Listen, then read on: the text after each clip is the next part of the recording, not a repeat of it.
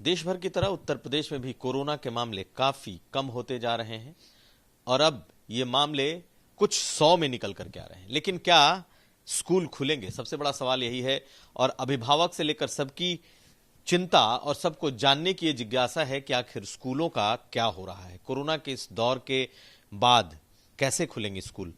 हमारे साथ दिनेश शर्मा जी हैं, उप मुख्यमंत्री हैं, शिक्षा इनके पास है। सर, ये बताइए कि अभिभावक भी ये जानना चाह रहे हैं, बच्चे भी पूछ रहे हैं कि स्कूलों का क्या होगा, क्या स्कूल खुलेंगे? ऐसा आपको लगता है क्योंकि कोरोना के केस भी काफी कम हो रहे हैं? देखिए, अभी तो हम लोग ऑनलाइन टीचिंग पे हमने जोर दिया है कि वो चलती रहे और सब जगह चल रही है। स्कूलों में भी चल रही, विद्यालयों में भी चल रही और महाविद्यालय और विश्वविद्यालय में भी ऑनलाइन टीचिंग चल रही है। विश्वविद्यालय और महाविद्यालयों में जो फाइनल ईयर की परीक्षा है या जहाँ पे नहीं हो पाई थी सेकेंड ईयर में भी, उनकी कुछ परीक्षाओं को हम लोग 1.5 घंटा और 1 घंटा की अल्पावधि में, अलग अलग विश्वविद्यालयों में नियम है, उनमें हम उनको कम पेपर्स को करके संपादित करा रहे हैं। जुलाई माह में ही संपादित हो जाएंगे, कुछ बचेंगे तो अगस्त के प्रथम सप्ताह में समाप्त हो जाएंगे। हम लोग रिजल्ट भी निकाल देंगे अगस्त में ही और सितंबर से नया सत्र शुरू कर देंगे। लेकिन जो स्कूल में आप ऑफलाइन टीचिंग की जो बात कर रहे हैं, अभी ये बात सही कि कोरोना के जो केसेस हुए हैं वो कम हुए हैं, लेकिन जो वेरिएंट 2 का अभी खतरा चल रहा है कि उसके समाचार आ रहे हैं, तो उसके बारे में निश्चित रूप में पहले अध्ययन करने के बाद कि कोई संभावनाएं तो नहीं है, हम उसका निर्णय उसके बाद ही लेंगे। अभी कोई निर्णय इसके स्कूल को खोलने का तत्काल कोई निर्णय नहीं है। बच्चों की सुरक्षा, जैसा प्रधानमंत्री जी कहते हैं, वो हमारी प्रथम वरीयता है और हम उससे कोई रिस्क नहीं ले सकते। कोरोना के केसेस कम हो रहे हैं, लेकिन जो दूसरे प्रदेशों में देखने में आया नए वेरिएंट का, तो उसका क्या प्रभाव पड़ेगा, इसका अध्ययन करने के बाद ही कोई हम निर्णय लेंगे। Delta variant, delta plus variant, इस तरह की चीजें, इसकी चर्चा चल रही है, लोगों में अभी भी थोड़ा डर है।